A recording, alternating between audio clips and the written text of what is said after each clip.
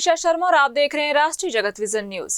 छत्तीसगढ़ में अवैध अफीम और गांजा खेती के बढ़ते मामलों ने प्रदेश की राजनीति को गरमा दिया है।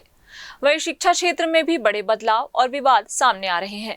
निजी स्कूलों की मनमानी फीस, महंगी किताबें और यूनिफॉर्म को लेकर अभिभावकों में नाराजगी बढ़ रही है। शिक्षा के बढ़ते व्यवसायीकरण पर सवाल उठ रहे हैं।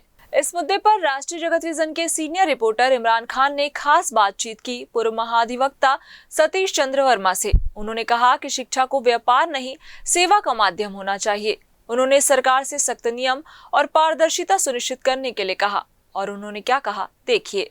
अब अफीम की खेतियां लगातार पकड़ा रही हैं। लगभग 5 से 6 अफीम की खेतियां पकड़ा गई है और अनगिनत और भी हैं। देखिए, अभी आपने कहा कि सुशासन की सरकार, तो यदि सुशासन है तो अवैध काम लोग कर क्यों रहे, प्रेरित क्यों हो रहे हैं? इसका मतलब ये है कि कहीं ना कहीं लोगों की आवश्यकताएं पूरी नहीं हो रही है, आपका निगरानी प्रॉपर नहीं हो रहा है, आप कानून को इम्प्लीमेंट नहीं कर पा रहे हैं। कहीं ना कहीं किसानों में अराजक स्थिति बन रही है, तभी किसान इन सब तरहों की चीज़ों पे इन्वॉल्व हो रहा है। आप कहते हैं कि हमने छत्तीसगढ़ को खुशहाल बना दिया, आप कहते हैं कि खेती से किसान को बहुत फ़ायदा होने लगा, आप ये कह रहे हैं कि छत्तीसगढ़ का किसान खुशहाल हो गया। तो ये कैसी खुशहाली है कि किसान भाग के आज अवैध काम में लग रहा है? ये तो वही किसान है ना, और गांव के हर किसान को पता होता है कि कहाँ कौन सी खेती हो रही है। तो इसका मतलब ये है कि कहीं पे भी इस तरह की न्याय व्यवस्था नहीं है, सारी व्यवस्थाएं ध्वस्त हैं, चरमराई हुई हैं, और झूठ का सहारा लेके लोग अपने आप को बड़ा और अच्छा बताने का प्रयास कर रहे हैं। पूर्व मुख्यमंत्री जिन्होंने सपना देखा था, जो सपने के सौदागर हुआ करते थे, उन्होंने कहा था कि फसल चक्र बदलने की बात, तो क्या ये उनका जो सोच थी वो उसी तरीके से वो सामने आ रही है? नहीं, पूर्व मुख्यमंत्री मतलब आप किन की बात कर रहे हैं? जिन्होंने सपने का सौदागर कहा जाता है। अच्छा, मेरे ख्याल से शायद अजीत जोगी जी की बात करें। देखिए, अजीत जोगी जी एक अच्छे नेता थे, मैं उनको बहुत सम्मान करता हूँ, पढ़े लिखे व्यक्ति थे, और राजनीति में ऐसे व्यक्तियों की निश्चित आवश्यकता है। और अजीत जोगी जी का जो विज़न था, उस पर कहीं कोई दूसरा विचार नहीं हो सकता, उस पर कोई अविश्वास नहीं किया जा सकता।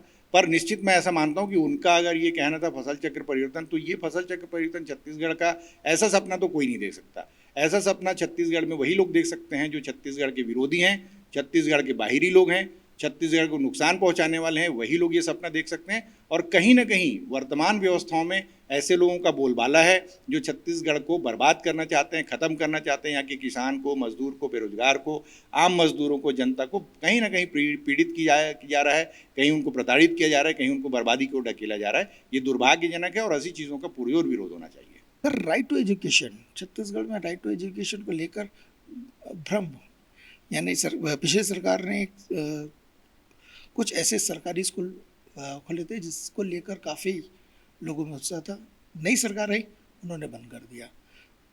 एजुकेशन एक हब बन गया। लोग जो पैसे, जिसके पास ज़्यादा पैसे रहते हैं वो अच्छी स्कूल में पढ़ते हैं, जो गरीब है उनके लिए कोई एजुकेशन नहीं।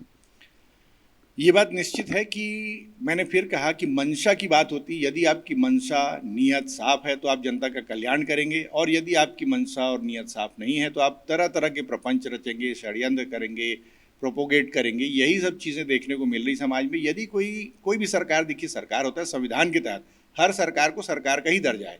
भाजपा की सरकार अलग, कांग्रेस की सरकार अलग, आप पार्टी की सरकार अलग, ऐसा नहीं है। संविधान इसकी इजाज़त नहीं देता। कोर्ट ने ऐसी व्यवस्थाएं बनाई है, सुप्रीम कोर्ट ने, कि एक सरकार मतलब सरकार होती। छत्तीसगढ़ सरकार मतलब छत्तीसगढ़ सरकार, कोई भी उसको रूल करता हो। रूलर कौन है ये इंपॉर्टेंट नहीं होता, सरकार का सील और मोहर जो है ना, वही सरकार होता है।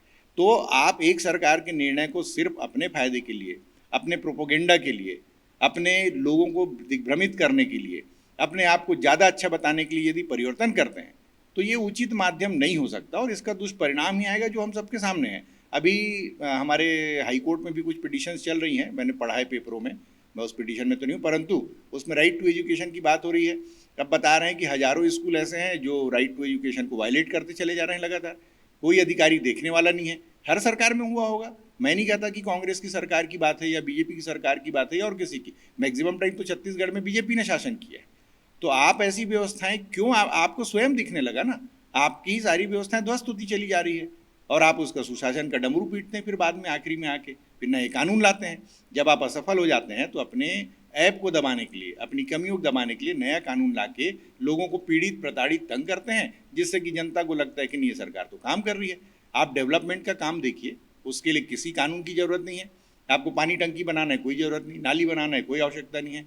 टैक्स पे गले तक लादा गया है छत्तीसगढ़ का हर आदमी। आप देखेंगे कि ओपन प्लॉट अगर आपके पास पड़ा है तो आप जब प्लॉट की रजिस्ट्री कराते हैं तब भी टैक्स देते हैं, जीएसटी भी पटाते हैं, उस पर सारे सेस पटाते हैं। उसके बाद भी दुर्भाग्यजनक ये है कि अगर आप ओपन प्लॉट के मालिक हैं तो आपको टैक्स पटाना है।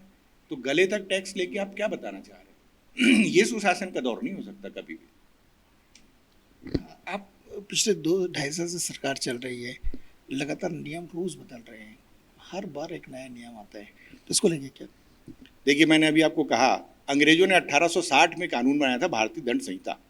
इस कानून को अंग्रेजों को कभी संशोधन की आवश्यकता नहीं पड़ी। इस कानून को वर्तमान सरकार के आते के पहले तक कभी संशोधन की आवश्यकता नहीं पड़ी।